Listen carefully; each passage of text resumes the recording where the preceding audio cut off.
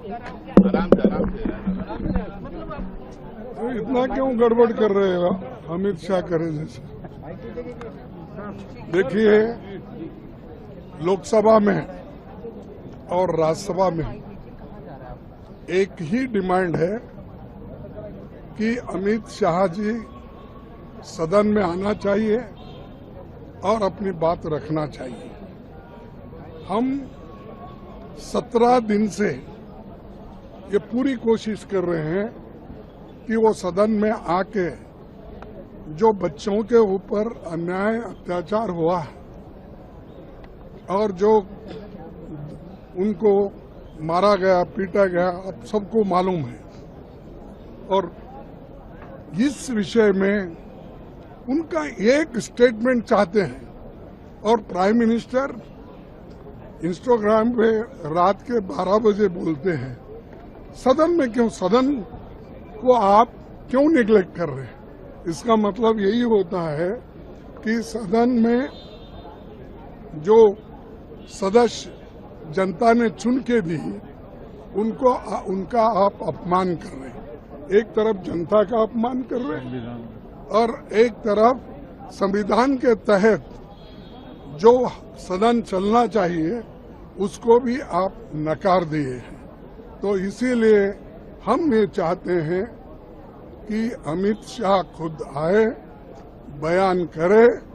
उसके साथ ही साथ प्रधानमंत्री क्यों नहीं पूछ रहे हमारे होम मिनिस्टर को, भाई आप एक बयान दो, मैं भी एक बयान दूंगा, और ये जो 17 दिन 18 दिन से चल रहा है ये खत्म हो जाएगा ये झगड़ा।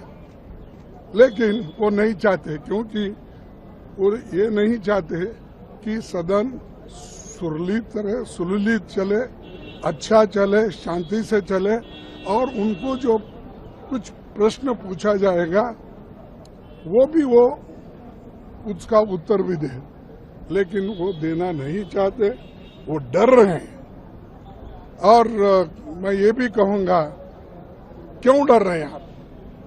इसका मतलब ये है कि आप कुछ ना कुछ गलती किए हैं, और बच्चे आज और हमारे युवा छात्र पूरे देश में उनके खिलाफ उठे हैं।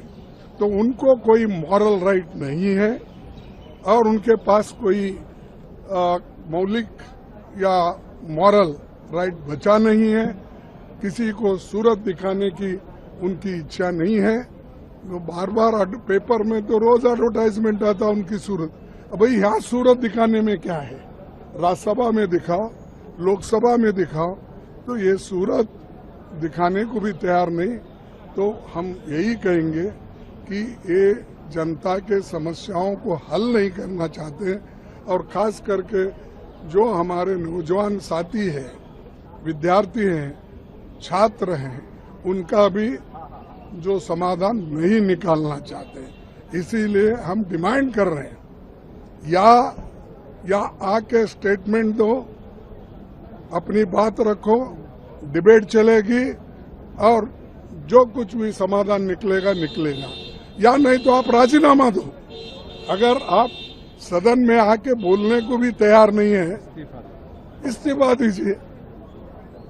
अब घर में बैठ के हुकूमत चलाते हो, और हम यहाँ पर बहुत से हमारे एमपीज, एमएलए सारे लोग एक होकर एक आवाज में डिमांड कर रहे हैं कि इस समस्या को सॉल्व करने के लिए। लेकिन वो यहाँ रूम में बैठ के सुनते हैं और रूम में बैठ के इंस्ट्रक्शन भेजते हैं, और अपने लोगों को ये कहते हैं कि अगर हम उठे तो तुम सब लोग, बीजेपी के सारे लोग उठ के उनको तुम प्रोटेस्ट करो। तो ये बोलने नहीं देते। और मुझे बहुत दुख से कहना पड़ता है कि हमारे चेयरमैन साहब क्यों हमको आवाज उठाने नहीं देते। हमेशा वो राइट की तरफ ही देख रहे हैं। मैं बात जब करके उनको पूछता हूँ, वो बोलते हैं खामो अभी देता हूँ। तो उनके ऊपर भरोसा करके मैं बैठ जाता हूँ, वो सदन अडजर्न कर देते हैं। तो ये अच्छा नहीं। मैं और एक बार हमारे चेयरमैन साहब से भी विनती करूंगा और हमारे डिप्टी लीडर जब बिजनेस इसके लिए जाएंगे और चीफ विप भी जाएंगे, ये बात मेरे तरफ से रखना चाहिए, क्योंकि उनके कहने पे मैं बैठ जाता हूं, लेकिन उन्होंने सडनली सदन अडजर्न कर देते हैं। तो ये हमको एक बहुत बड़ा मार गिर रहा है और हम कोई उनको दूसरा कुछ नहीं मांगते, यही मांगते सदन में आओ, बात रखो, डिबेट शुरू हो जाए। नहीं है तो आप लोग इस्तीफा देके घर चलो।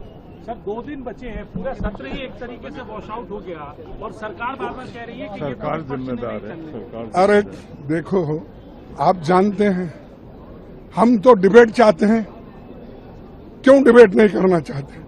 बाकी का स्टेटमेंट आकर बहुत बार यहाँ सदन में देते हैं, इसको क्यों नहीं दे रहे स्टेटमेंट? अब सिर्फ स्टेटमेंट ही पूछ रहे ना, तो इसीलिए उनके पास इसका कोई रिप्लाई नहीं है और उनके वजह से सदन नहीं चल रहा है।